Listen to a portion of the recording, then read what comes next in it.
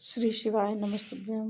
दर्शकों, विमला दुबे भक्ति चैनल में आप सबका बहुत बहुत स्वागत है, अभिनंदन है। तो वैशाख मास के प्रतिदिन 5 अचूक उपाय गुरु भगवान जी बता रहे हैं, तो आप लोग ध्यान से सुनिए। गुरु भगवान के बताए हुए उपाय को आप लोग जरूर करिए।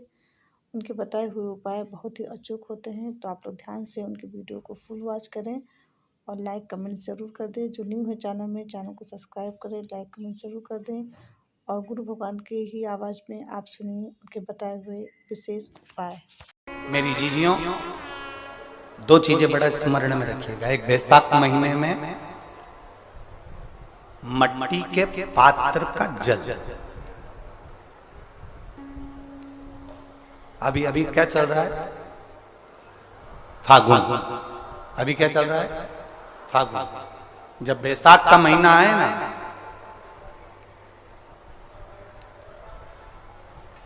जितने यहां बैठे और जितने आस्था चैनल पर सुन रहे हो, जितने फेसबुक यूट्यूब पर कथा श्रवण कर रहे हैं, जितने मोबाइलों पर देख रहे हैं, प्रयास करना।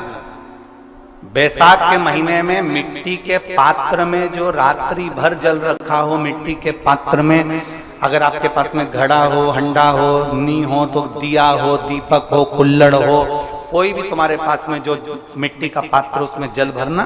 वो जल बैसाख के महीने की किसी भी सोमवार के दिन, किसी भी सोमवार के दिन, बैसाख महीने या किसी प्रदोष के दिन या बैसाख महीने के शिवरात्रि के दिन, वो मिट्टी के पात्र का जल अपने घर के प्रत्येक व्यक्ति का स्पर्श कराकर उस मिट्टी के पात्र के जल को तांबे के पात्र में डाल लीजिए और घर के प्रत्येक व्यक्ति का स्पर्श करा लीजिए और शंकर भगवान पर कुंदकेश्वर महादेव के नाम से समर्पित करिए। कुंदकेश्वर महादेव।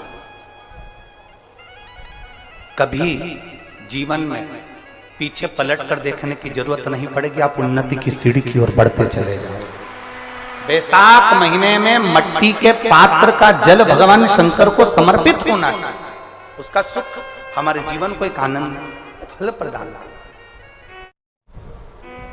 एक शीतल आरती होती है,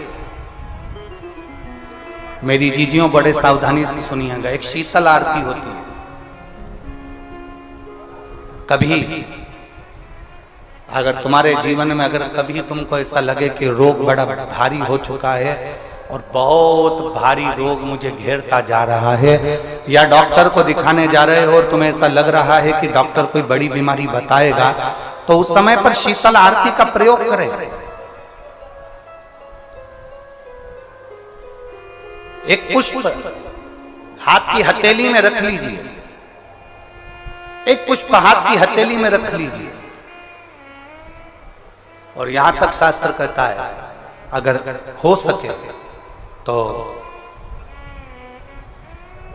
आंकड़े का अगर पुष्प मिल जाए, तुम्हारे यहाँ क्या बोलते हैं उसको, मंदार का फूल, आंकड़े का फूल, अकौए का फूल, जो शंकर भगवान पे चढ़ता है, छोटा सा होता है, घुंघरू जैसा होता है वो, उसको तुम्हारे यहाँ क्या बोलते हैं हरियाणा में?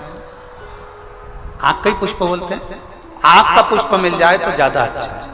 अब उसमें चाहे सफेद हो, चाहे नीला हो, चाहे गुलाबी हो, जैसा भी हो, हाथ में रखने के बाद हाथ में एक लोटा जल भगवान शंकर के शिवालय में जब आप प्रवेश करें और प्रवेश करते समय भगवान के सम्मुख में, जब भगवान शंकर के साक्षी में जब पहुंचे, आपके सामने पूजन में कोई भी सामग्री नहीं है, आपके पास में न दिया है, ना बाती है, ना गर्भवती है, ना चंदन है, ना कपूर है, ना कोई सामग्री है, केवल एक आंख का पुष्प और एक लोटा जल आपके पास में है। शिवालय में पहुंचकर शीतल आरती का प्रयोग करो।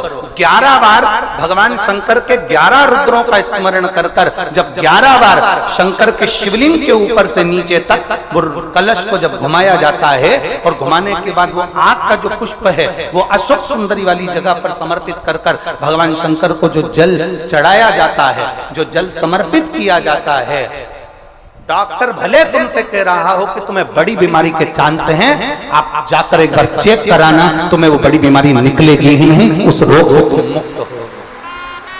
इसको शीतल आरती का प्रयोग किया गया। ये शीतल आरती, इसको शीतल आरती कहा। शिव की प्राप्ति का, एक रोग से मुक्त होने का। अब आपसे कोई कहे कि ये शीतल आरती का प्रयोग सबसे पहले किसने करा, तो आपको ध्यान लगाना है इस प्रयोग को। सोमनाथ जी की कथा का स्मरण करिएगा, सोमेश्वर की कथा का स्मरण करिएगा। आप स्कंद पुराण में, शिव महापुराण में सोमनाथ जी की कथा का स्मरण करिएगा। चंद्रदेव को काया का रोग हो गया, रोग इतना भारी था, चंद्र समझ नहीं पा रहे थे मैं करूं क्या। जब देव ऋषि नारद के पास पहुंच गए, नारद जी ने कहा एक पार्थिव शिवलिंग का निर्माण करो, बालू के शिवलिंग का निर्माण करो और समुद्र का ही जल भगवान शंकर को उनके आनंद से आरती कर कर उनको चढ़ाने का प्रयास करो। और शिव ने ऐसी कृपा कर दी कि चंद्र के पास आकर भगवान शंकर ने कह दिया, चंद्र मैं तुझे वर देता हूं, तेरा काया का रोग समाप्त होगा, ये मेरा वर है क्योंकि तूने मेरे शीतल आरती का प्रयोग किया। तो दर्शकों, गुरु भगवान ने वैशाख महीने में मटके के जल का जो उपाय बताया है आप लोग जरूर कीजिएगा।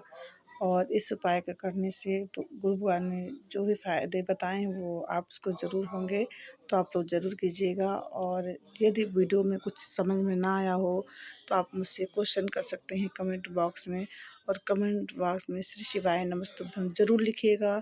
नेक्स्ट वीडियो में आप सबसे फिर से मिलती हूँ, तब तक के लिए दर्शकों नमस्कार, प्रणाम।